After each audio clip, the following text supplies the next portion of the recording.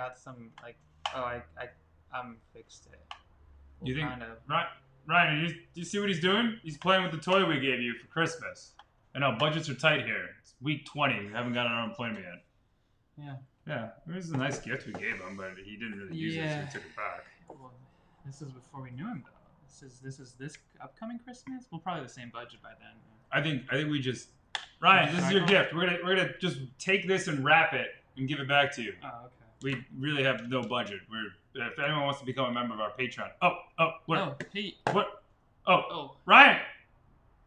Excuse me. No. Okay.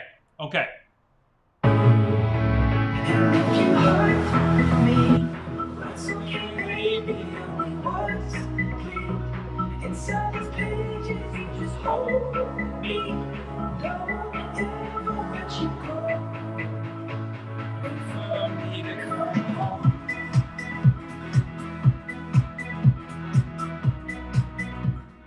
Wait for me. Ryan, keep going. Come home.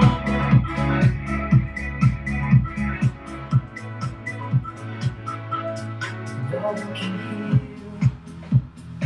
Woo! Love can mend. Whoa! And we're live. Welcome to Quarantine. With the Chris's. I'm your host, Chris. I'm your host, Chris. And we have a very, very, very, very, very special edition for you folks today. Why is that, Chris? Because it's Tuesday. What happens on Tuesday? You don't want to find out. I hear the talent comes out on Tuesday. I think the talent does come out on Tuesday. Thank you for joining us. If you are a Wake Forest fan, if you have lounging photography or Ellen in your name, we appreciate you viewing the show today. Also, shout out to 1975. It's a wonderful year. Great year. Yeah. Great solid questions. Thanks for tuning in today. Send us we look back, send us your address, and we'll send you our t-shirt, which is a great segue to Ryan's Rewards. Chris. Great segue. 1975, Paola actually won a shirt, and I don't think Ryan told her. Yes. Because he's busy doing absolutely nothing. But Ryan's Awards, what's that, Chris? You can win our new t-shirts. These are not new. These are season 1, but our new ones are tie-dyed. So those will be coming out. Send in your best question and the best emoji of the week. Yeah. Do it. You want to check out our new t-shirts, they're on our website, QWTChrises.com, QWTChrises.com. And go to shop. Our shirts are in production right now, made right here in Los Angeles by our friend Davey, who's the sponsor. That's crazy. Thank you. You're welcome. You're welcome. All Thank right. you for tuning in again today. Yeah, we appreciate it. Quarantine the Chris's do this every day that ends in Y. That doesn't start with S. Doesn't start with S. That's right. Monday through Friday now, 5 p.m. Pacific, 8 p.m. Eastern Standard Time. Thank you again for joining us. If you're also my mother, New Jersey and New York are actually doing quite well with COVID right now, when the rest of us are horrible. You know who else is doing well? Who? My favorite photographer, actually, his last name starts with S, actually. Oh, really? Yeah. Seuss. Oh, no, his name is Robert. Oh, Robert. You may know him. We might know him. He's my favorite photographer. Yeah. Also, the favorite letter I've received, Oh. and figuring out actually the signature. If anyone has got the stimulus check, which includes fast and direct economic assistance, March 27th was the date of this letter. I got it in July, which I don't know is fast. But does anyone actually sign like Donald Trump signs? His signature is just a bunch of lines like the Richter scale. I don't understand it. Yeah. Shout out to all the Richters and all the scales. Yeah. Thanks for tuning in with us today. We do have a special PSA, Chris. Oh, we do? Yes. Oh. Should we write? Actually, we can write it out, actually. Move on to? I think that'd be a good idea. Do you think that's the signature? Like, do you like my signature? Yeah. That looks like. Does that look like it was signed by Donald? I think so. I think what he's trying to say is, please wear an effing mask and please stay the HE double hockey sticks 6 feet away from people. Yes. Everyone keeps going too close to each other because it's summertime and not wearing a mask, making it really bad for the rest of us. Yes. So please send us your videos of you doing talented things instead. Where can they send to us, Chris?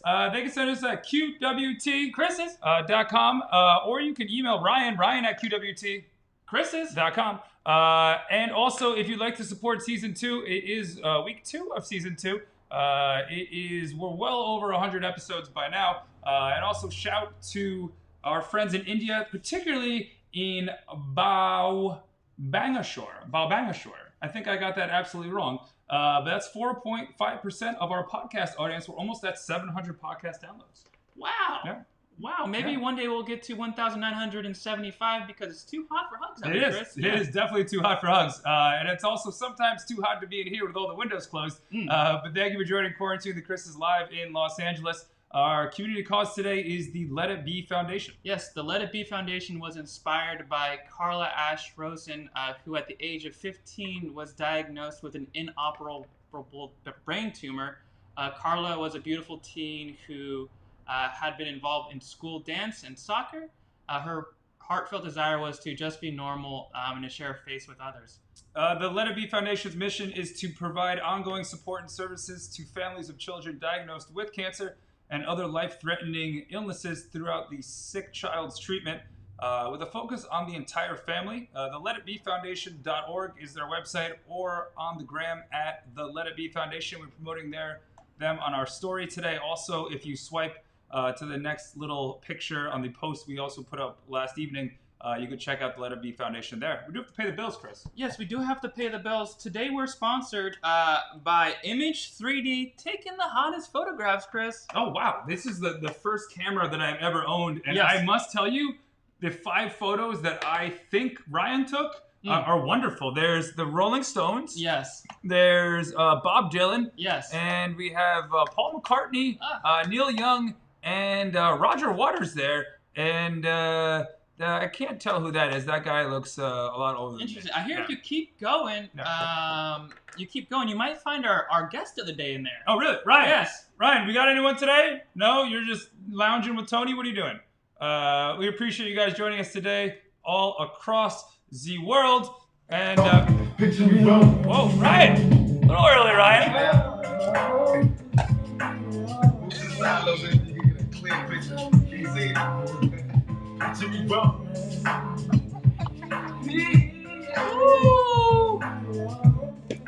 I'll drink to that. Oh, Cheers! Cheers! Cheers. Nice mug you have there. Thank you. Shameless self-promotion. Oh, wow. shameless self-promotion Tuesday on with Robert Silver at Robert Silver Photography on Instagram. Cheers to you, brother. Thank you for joining us today. Hey, no, thank you for having me. It's exciting. So, I like the work you guys are doing. Thank you. And we like the work you're doing, too. Ryan stumbled upon something from, I think it's called, is it Day 2 Films? Day 3 no. film. No, Day 1. Run. Oh, Day 1. Day 1. Ah, Day 1. Just back at 1. That's it. 2 minus 1 makes me. Oh, wow. You see that? Ryan, put that on a t-shirt. Wow, he's the chosen put one. Put that on a bumper sticker, right? But yeah, so that concept just came about just because the people who really inspired or really kind of like pushed me to do it were people who were with me since day one, through tough times. So that's why it's called Day 1 Films. So there is a little history behind it. And then I just like the way it sounds. So Yeah, no, sounds great. That can't hurt. Yeah, That can't hurt. Yeah. I appreciate you showing some of my shorts back there. You Your did shorts are this. hanging? Your drawers? We the left Day our- 1 Films is behind us. Oh. Yeah. But the one Robert Silver just had a film that's nominated in not 1 but 2 festivals. Yeah. 2. Could you talk about that experience? It's a wild experience just because I had no clue where the film was going to go when I left the house with 1 camera, 1 lens. I was like, I have no clue what's going to happen, but I know if I'm a part of the energy, if I'm part of the moment, the story would tell me what I should do with this content.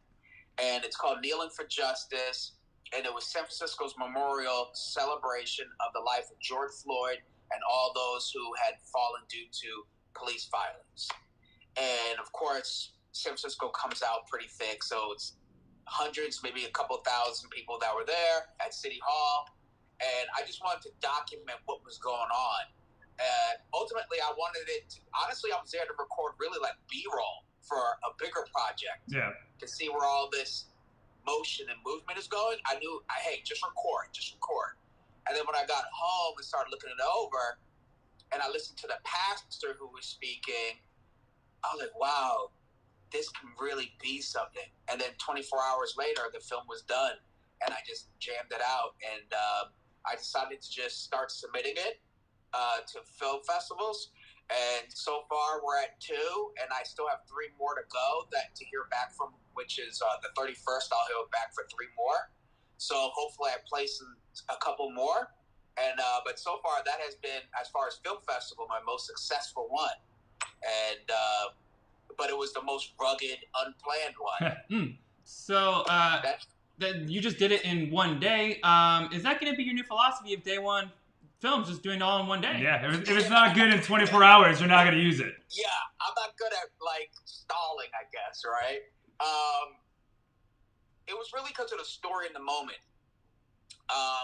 When I used to do a lot of event photography, I wanted to get I used to do New York and LA Fashion Week, and you wanted to be among the first photographers getting that content out there, right? So I guess it was the same kind of mentality. I knew if I wanted to, it would be relevant. It's hot on the pan. Get that story out there. The next day would be good, but 3 weeks later, the way people's attention span is, we're on to the next thing, and it wouldn't be as fresh and hot. So that's why I was like, all right, just burn the midnight oil, start editing, start knocking it out. It's gonna work out for your advantage. And sure enough, it did. And yeah, I'm actually a bit shocked creatively, just because, again, it wasn't planned. I didn't plan a shot list or angles, or I just grabbed the lens of the camera. That's amazing. And we're Quarantine with the Chris's on live with Robert Silver at Robert Silver Photography in the Bay Area. It's 5:16, Robert. It's time to fix our hair and thank our sponsor. We just grabbed a lens. We're sponsored today by Image 3D. Is this similar to the camera you use? Yeah. You know what? That might be a higher grade. I'm not there yet. It is on my wish list on Amazon. Okay. Well, Ryan told us it was a GH5. That's the one you use, right? Oh, no, that's the unreleased beta GH6. Ooh. That's what that looks like to me. Wow. Oh, man. Even I don't even have my hands on it. Robert, when I first had that, I watched, okay, I'm going to age myself, Thriller, Michael Jackson. Okay? They had a little thing, and it was like maybe 12 slides or 8 slides, and it was of Thriller, the music video. Oh, really? Okay? Yeah, this had to have been late 80s, early 90s. So, like, that was the trip. Like, when you pull that out, I'm like, whoa. So, I'm 40, so, it is what it is, guys, all right? So. and you really discovered a new passion during COVID. I mean, you've been doing photography for how long now professionally? Well, professionally about 10 years, and obviously filmmaking was where COVID really put a stamp on, okay, rediscover your passion. And I was getting into a creative rut, wondering, why am I still doing photography? It's not exciting me. I'm getting the clients, and I'm, shooting some beautiful people, some nice people, I'm not complaining about the work per se, but as an artist, I was definitely feeling a bit stale. And like my wings were not the muscles weren't growing on the wings. I was flying, but I wasn't getting to that next level. Right. That's right. None of that was going on. No, I wasn't challenged. And then I asked myself, I said, why did I even do this? And then sure enough, I was like, wait, I found photography because I was going to school at Academy of Art to be a film director. And I said, why did I stop? And then I started looking around, and I realized how much gear I really have acquired over the years. And said, damn, I have enough to start something. And I've seen plenty of film festival-worthy films produced on very low-budget cameras or even their cell phone. Yeah. So then I said, screw it. Last year I came out with my first short documentary. It was on 3 minutes. And I did it on purpose because all my postgraduate filmmaking buddies that went to school and NYU and all this other stuff never make a damn film. So I said, screw it. I'm going to make a film, and I don't have any of that. And then sure enough, that one was the catalyst that kind of stirred things, got the momentum going, and that's what started my docu-series called The Art We Know. And both those episodes, the first and second episode, is available on Amazon Prime. This is the show we're watching right now. Is that? That's episode 2, yes. Oh. He's a steel sculptor. That's Sean Hidmakran, and he's really awesome. He's a Bay Area steel sculptor, and he's actually a thriving artist. And I like to highlight artists from unique genres. And steel sculptor for sure is not something you bump into every day. Yeah. And you see all the stuff he's making. It's pretty remarkable. And as good as his art is as good as his heart is. He's a really cool guy. Oh, wow. Big His heart. heart is as good as his art. Wow. Another T-shirt for you right there. Ryan, take all Robert Silver's ideas. He's a marketing genius He's a over marketing here. genius. Yeah. And don't credit me for shit. Okay, you heard it here, Ryan. Don't credit him. Yeah. So that's what started that, and then my next one featuring a world-renowned ceramic artist named John Toki. That one I just finished editing last week, and I'll be starting to promote it next week. And that film should be out probably, I'll give it like 2 weeks after that. I'll release that short documentary. That's about 15 minutes long. And that's what got me hooked up with the AMOCA, that organization. Amoka. You like coffee too? Yeah. No, I've been transitioning to tea. Oh, really? Well, how's Amoka going to feel Yeah. about your tea game? I'm trying to step it up, but it's still, whatever Safeway got, so don't test me, okay? and Amoka, as you had mentioned to Ryan before, we see here on the teleprompter, is the American Museum of Ceramic Arts. We hear you have a big interview coming up. Is this the interview before the interview? Is this is the pre-interview? The pre-interview. Yes. This is actually one of the interviews. I already had a I guess it would be called, when they were... So talks were already going on behind my back, possibly. It's usually what happens. And John Toki, who's the feature of my next short documentary, he's a part of this. He's part of the board member of the American Museum of Ceramic Arts over in down in SoCal. And what's that city? I keep forgetting. It starts with an R. Yeah. And he's like, look, they're asking me to stay on. I don't really, I'm wondering if I should, but if I do, I want you to be a part of it. And they already looked at my work. They looked at my photography. They looked at my cinematography.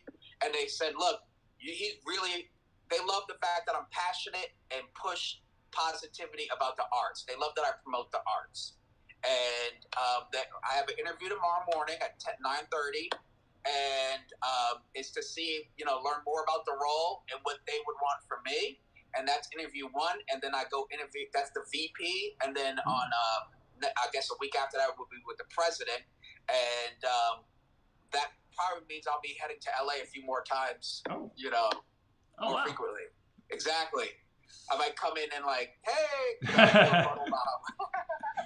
we got a ladder. You could come social distance with us anytime. There you go. I got my mask ready. We're Quarantine the Chris's live in Los Angeles on with Robert Silver at Robert Silver Photography in the Bay Area. Shout to our favorite non-related Aunt Jody. Some 1975 Paola also said, Robert, that you look like you're in your mid-30s. Wow. Yeah. Oh, hey, you know what? You make sure they get great connection to your show, okay? Yeah. For saying that, all right? Crystal clear connection. You're sending them a T-shirt, right? Yeah, she got a We're T-shirt. a shirt to her. Yeah. It's 40. 79 was my year. I work out a lot. Like, you see, I'm switching to tea because, honestly, my energy...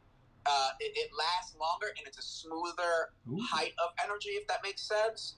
Coffee is very bop, Yeah. to me. Yeah. And I just feel more refreshed with good tea and some lemon, no sugar. It's honestly like if I got some editing to do for 4 or 5 hours, you'll see me like I'm heating up tea right now because I like to keep it hot. We heard it here first. Robert Silver of Robert Silver Photography and Day One Films keeps it hot. Oh, he keeps it real hot. Maybe too hot to even hug. And brought to you by a sponsor called Drink Healthy. There you go. We were just talking before, behind your back, that you have the most energy out of Almost everyone we've ever talked to before. You just have so much Really? passion. Where does your passion come from? Was it from your time being a fly on the wall at Own Records? Own Records was an amazing experience. That's a cool, I always thank them for that experience. I was there for almost 2 years as a humble intern. It was a humbling experience because I was at the lowest man in the totem pole. And when it comes to my work and passion, I'm a bit of an alpha male. I like to be in charge, no offense to anybody. I direct my own films, and but it was a great humbling experience. I wasn't able to talk a lot there, but I learned a lot by listening. And then we were laughing about it because after we talked earlier with my lady friend, we were sitting here, and she is very outgoing. I'm not gonna lie, she's really good at it. But when I'm in my zone and art is it, like I'm more reassured at 40 about that direction I'm going and how I want to go, and how I want to how can I say, how I want to walk in that journey. Yeah.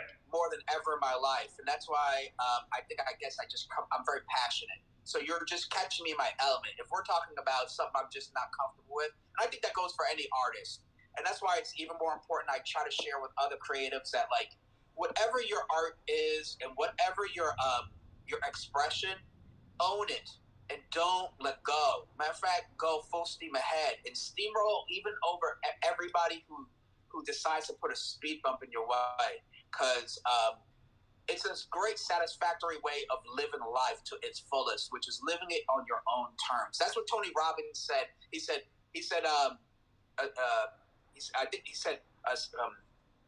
success in life is living life on your own terms, and that strikes me real deep. And it's not about living rich or materials. Mm-hmm. I have cameras. Every year I buy a new.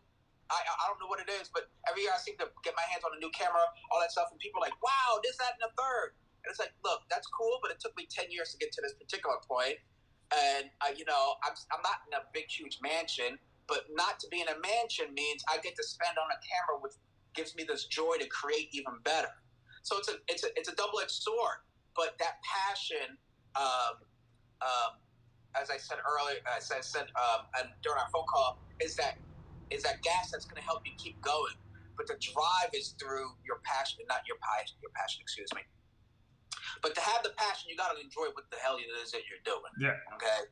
That's the way it is. Because there's a lot more nights where you're eating rice and green beans, okay, and ramens, so that you can wake up and do it exactly what you want to do on your own fucking terms. I still work. It's ironic.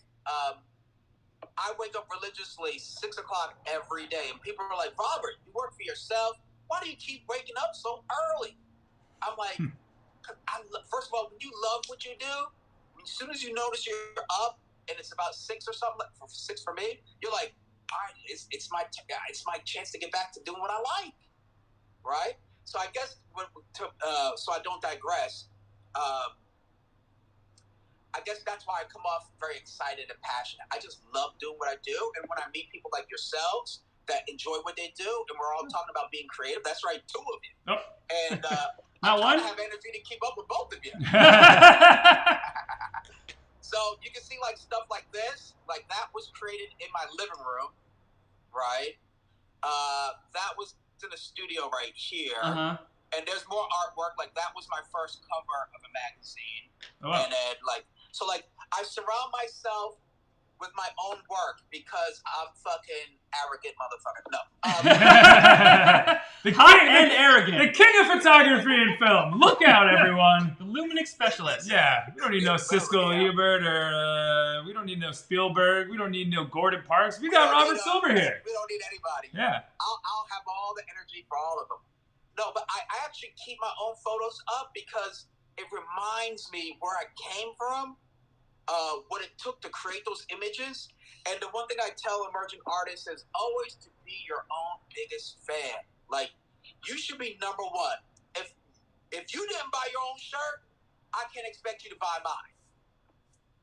Right? That's true.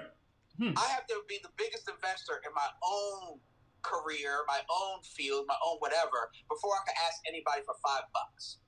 So that's why you see, I'm my own biggest fan, so I hang that up. Not that I don't have. It's not a museum. I'm not hosting tours. Right. You know? There's not like oil portraits of you like with an Yeah. ascot on You know what I and mean? like and a pipe and a corncob pipe somewhere.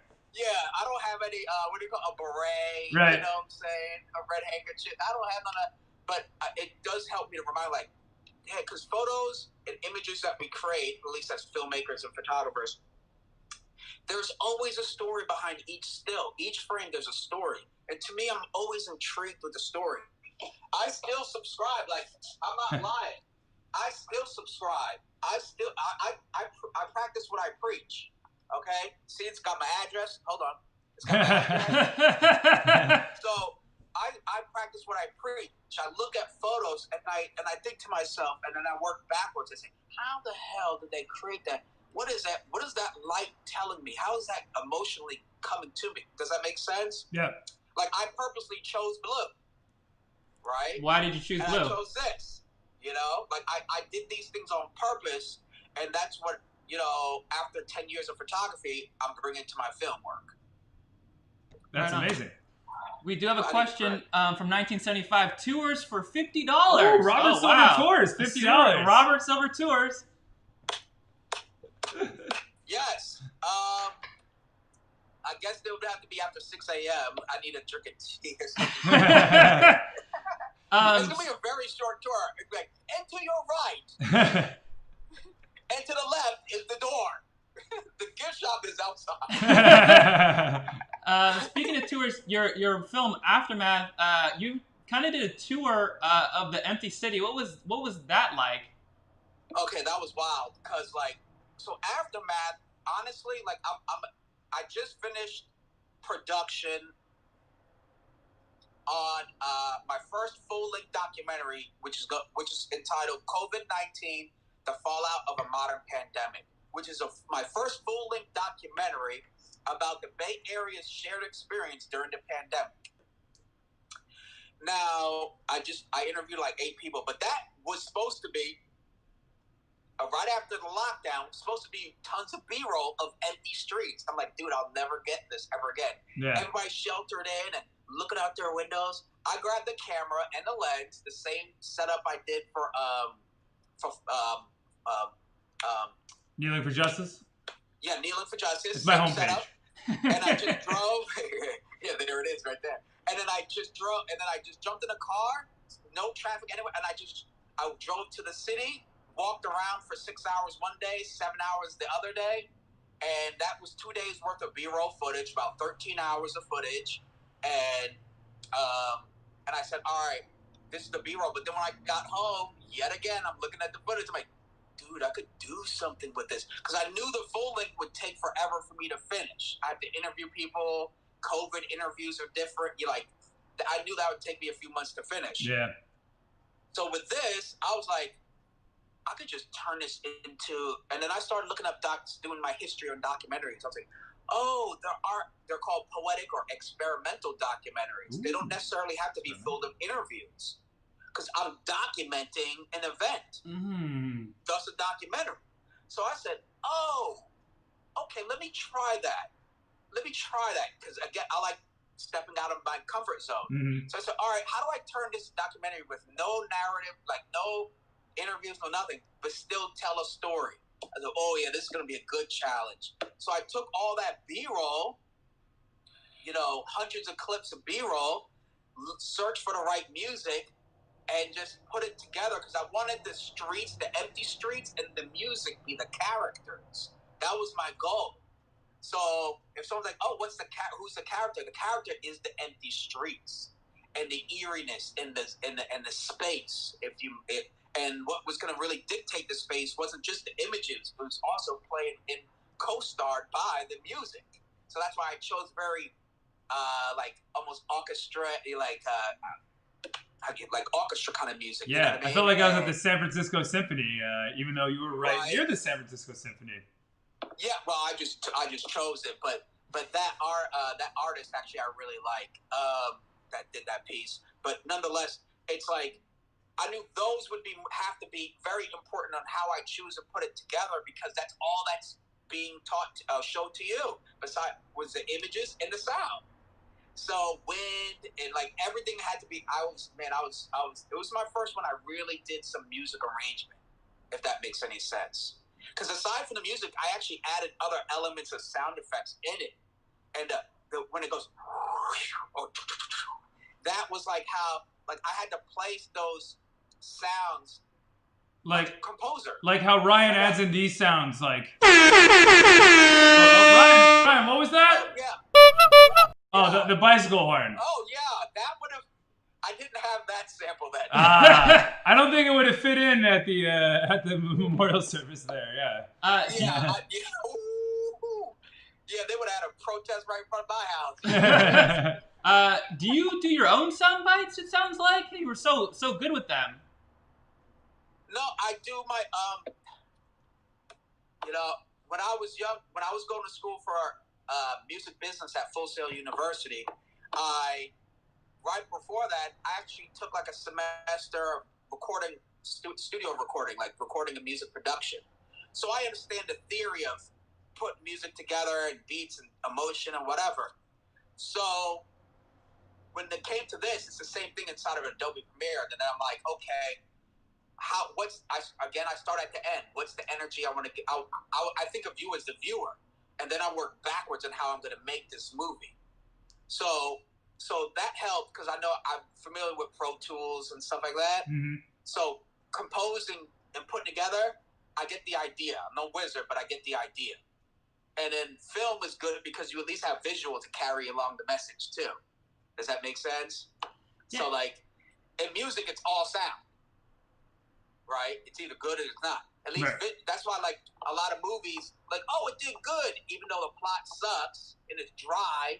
It's another summer action flick. Right. Well, because now you have the explosions and the special effects to carry your attention. Yeah. Right.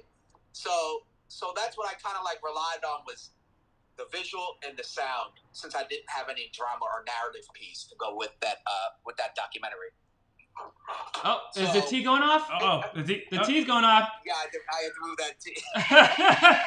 I can't whistle, but it sounds like for all those listening in India on the podcast.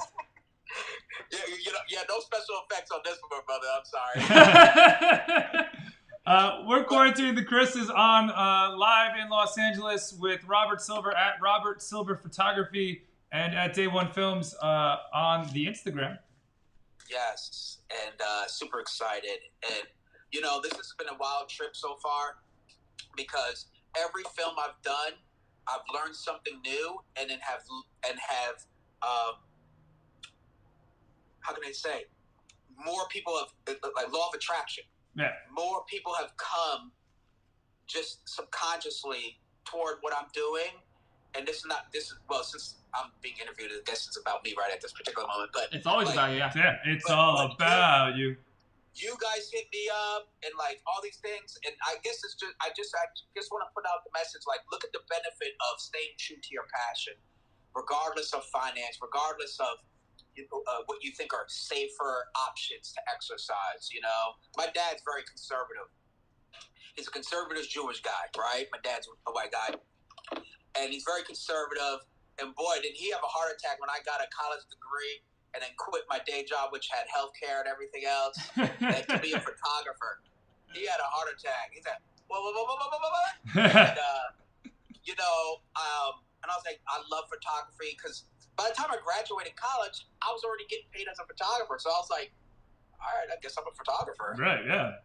And I can't beat the hours. And but he for sure did not like it until 2 years later when I was still able to pay all my bills as a photographer. Then he's like, I guess you're a photographer. So the message is, as a creative, you gotta have that spine, that confidence, that sheer persistence and tenacity to weather your 2 years before the world starts to be like where you become undeniable. Does that make sense? Yeah. Yeah, like that's like the method to the madness. And that's why I'm so proud to make these projects, because I get to meet new people. Like if I get to Spain for this festival, I can't imagine who I get to meet like I told you guys earlier, I want to come down to LA a little bit more and network. So who knows what could happen. So I think honestly, right now during COVID, this is the time to be a creative. Like, there's no what else. Like Trump said, how you gonna lose? You know, you can't lose. Remember he said that about black people? Yeah. You can't lose. But as a creative right now, you really can't lose. This is the smorgasbord to be an independent, okay, to go after whatever and not care if you hit the floor 5, 6, 7 times, because it can't get any fucking worse out there. It really can't. No. A lot of jobs we think we have and they say we can go back to if we don't get EDD isn't fucking there, okay? Nope, they it's gone. just not fucking there. If you're a starving actor and you want to go work at a bar, that shit is long gone, buddy. Wait, what's a bar? What do you do at a bar? I don't know what you do anymore. I never. Yeah, exactly. Like, bro, like, what's up? So, like, the whole paradigm of being an artist right now has totally shifted. But there's a lot of positive things. Like, you know what motivated me? Is all the moves I see through digital aggregators like Netflix, Hulu's, obviously Amazon Prime.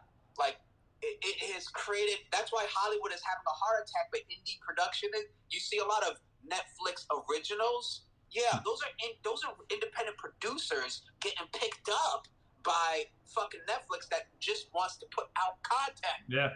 Okay. Duh. That's what I want to be. I want to be an indie producer. Fuck Hollywood. I don't need them anymore. Does that make sense? Yeah. You're actually in the midst of running an indie film right now. You've been we saw the behind the scenes a little yesterday. What's the project you're working on? The small little project you got going on right now. All right. I appreciate you asking about that one. That one is called Departure. It's written by his name Daryl Jones. He's in LA actually, a writer in LA, and he's the director. But nonetheless, the lead actress, I put out an APB on Facebook, and I said, "Look, I'm a film producer, director in the Bay Area. Here's my website. I'm doing my thing, meaning I'm independent. And I need scripts. If you give me a good script, I'll make it." Now, this actress is signed to an agency that I normally do headshots for their talent, MDT agency in San Francisco. Mm-hmm. And she reached out and said, "Oh, I got the script." I'm like, okay. I started reading and I was like, oh shit, I could pull this off. And then I said, oh shit, I like the story. Oh yeah, okay, I'm sold on the characters. This is realistic. I can pull this off. The story is something that we can all connect and vibe with. And Departure is about a girl, young lady, who doesn't know how to allow herself a little piece of self-love. She's she bought herself a gift for her birthday, which is a trip to Paris. Ooh. And she's hesitant. She doesn't know how to allow herself to enjoy this gift she's given to herself.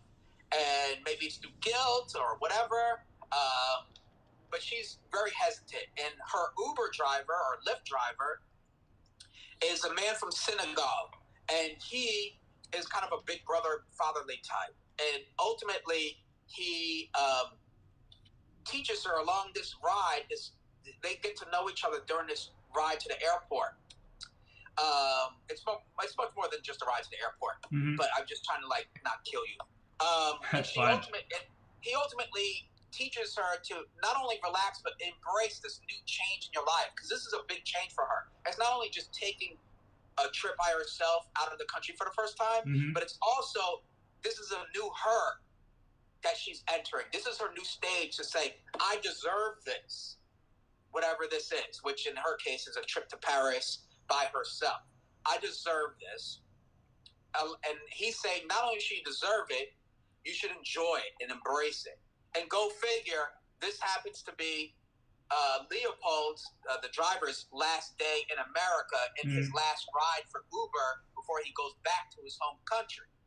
So they're both going on this new next step journey together, if you will. Does that make sense? Yeah.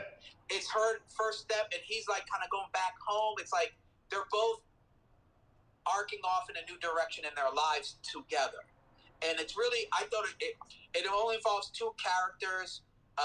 The scenes, maybe, honestly, it's about 4 scenes, 5 scenes that I can like, or locations, excuse me, and I can do it in 2 days, maybe 4 hours, 5 hours each day, and I think I could.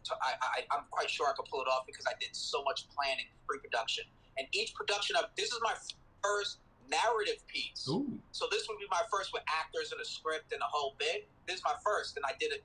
I drew my own storyboard.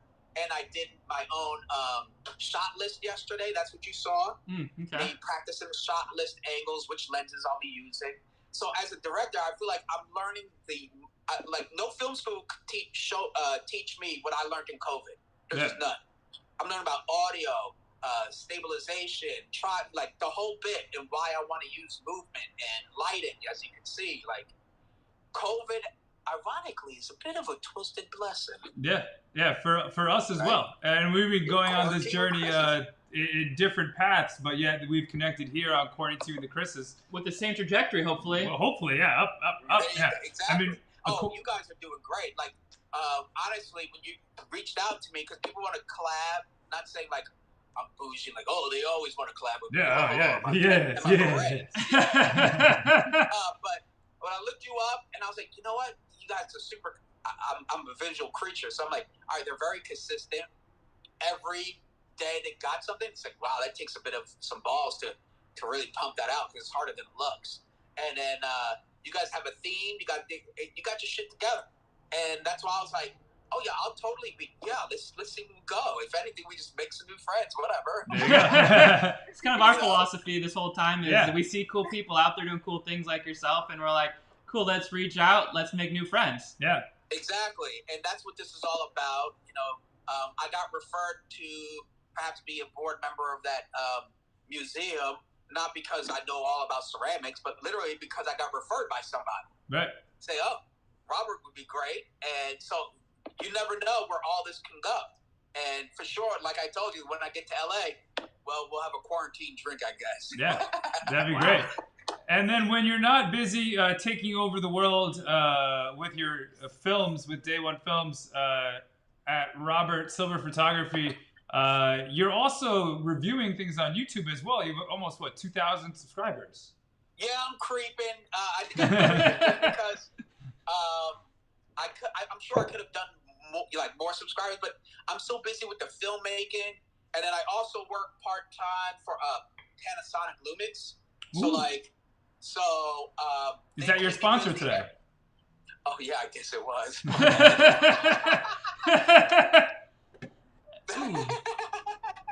Little Vanna White action going on. There you go. That's a GH6 right there. There it is. So with that said, they keep me busy. Every week I've been producing internal product videos for them. So they keep me busy, plus my own projects. So I don't get to do as many YouTube videos as I wish. Now it's only like once every 2 weeks. But yes, I do. I'll be dropping one this week, actually, which will be a review of a lens that I'll actually be. Yeah, it's a review of a lens that they came out with that I really like. It's pretty cool. But yeah, but that YouTube really is just to get my name out there, it's part of a overall marketing strategy, if that makes any sense. Yeah. Yes. And I enjoy it. Yeah, you are a marketing savant. You're getting into the organic food game, I hear. Ooh. Cheers to that. Yeah, that was ironic how that happened. There you go. A little self-promo right here. Mm-hmm. Yeah, there you go. You know, it's ironic how that happened. I love marketing. I love art. I love supporting other individuals, especially creatives that want to connect the two, business and the art together. Because that's really the pin that makes sure that you can eat off of what you do. It's not that most people have talent. I know a painter right now. I mean, that man I'll be quite honest, he does some fantastic work. It's like abstract, but it's like if I had a big office that needs a big bougie painting, I'd pay for it. Nice. But marketing wise, you might as well just toss them off a building. Like you just can't do it. And so I have a friend who's a baker, and she's really her business is really doing good. I'm not even gonna lie. I'm like, damn, this girl's getting it. And but it's all vegan or organic. Okay, and she does cookies, granolas, and some other stuff. Okay, Things that are delicious and vegan and organic. They are good and totally healthy. vegan, totally everything. And people found they come to her religiously. It's crazy. She's got the thing going. And I was having a conversation with her, literally, I was like, you could totally scale your business. She's like, what do you mean? Because she's running after food markets. I was like, why the fuck are you doing that? That's small time. You need to be running after accounts like retail locations, and then have somebody else hang out at the farmer's market for you. So I just gave her a bunch of ideas on what the real impact and meaning of scaling is, and how to prepare your business to have an infrastructure to support that scale, because some grow too fast and don't have the infrastructure. And so I literally talked to her about it for an hour, and then she's like, I want you to help me. And then I said, well, long story short, I said, hey, I can. How about you pay me my consultant fee for X amount? Oh, wow. And then this morning she said, okay. Matter of fact, today she paid me and then some. Ooh. Oh, wow. Wow. Oh, here we go. And she prorated a few hours worth because I helped her, just giving her advice. Wow. She's like, look, since you already helped me a couple hours, here's a few extra too. So tomorrow I have her for 4 hours, and then on Thursday we hang out for another 4 hours. Nice. And I've already started designing her website. I do creative marketing consulting, so I deal with the creative branding and imaging of her brand versus the product and placement, which is like distribution and stuff like that. Gotcha. The visual. So I make sure your brand looks tight. Like when you go live, you look good. You know. Ooh. And so that's what we're doing now. I totally gave her business a new name. She left my conversation. Her business was a new name. We bought her domain. We did everything. Right on. So, because I told her, I said, look, honestly, nobody cares about your name. I said, people care about you, and they care about your product. That's why they come. And she's like, okay. I was like, yeah. That's why they come to you. I can see it. This is from the outside in. Yeah. People come to you because of your personality. And she dresses in nice, modern African, prints and stuff. She looks really good. And they love your style, and they love your everything. You could be named a Poughkeepsie Powipsie bakery, and they would still buy it, right? So then we said, okay, why don't we create a name that plays off the Afrocentricity of your style, of your brand. Let's play to that. And let's choose a mature font for your logo and everything else, because that really communicates a lot. And whether it says it's corporate and commercial, or whether it's bigger than it really is. So I helped her with a bunch of stuff like that. And yeah, so during COVID, I managed to bag a marketing gig. Who would have thought? See? Day one plus. Yeah. She paid him full. She didn't even do a deposit. Nice. See, jack of all trades and master of maybe everything. Yeah, master of everything. Yeah. No, master, man. Hey, I'm a master at if you fail, keep going anyway. Walk like you didn't fall down. How about that? I like that. The master failure. A master failure. I posted that on my Instagram story about failing. I think it was Drake or somebody said something about failing. But failure is the most powerful tool to learn. The problem is some of our egos are too big to admit that we did fail, and our egos are too big to admit that there's a lesson in that fucking failing. Does that make sense?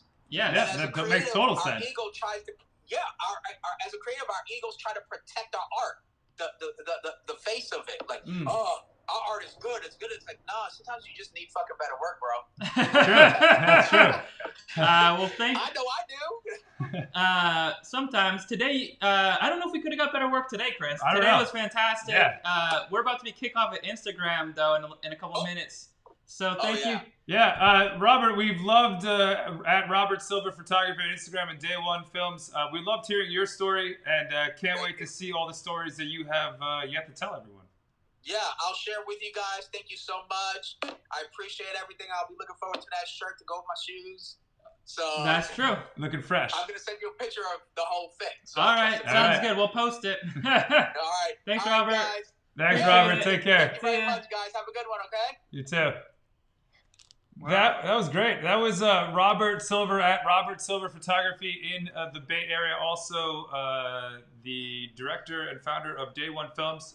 Everyone, check out Kneeling for Justice. It just got nominated for not one, but at 2 film festivals, with possibly more to come. Yeah. So you can check out Kneeling for Justice if you go on the old YouTube, or just search for it in Google. It's a powerful documentary short that he shot, edited, and put out there in the world in 24 hours. 24 hours, Day One Films, putting out everything in one day. One day. Instagram's going to kick us off because Ryan can't do his job with getting us on time. But shout out to everyone watching us right now on YouTube Live, on Twitch, on Facebook, and everyone listening across our podcast network at Quarantining with the Chris's. We do this every day that ends in Y, but not...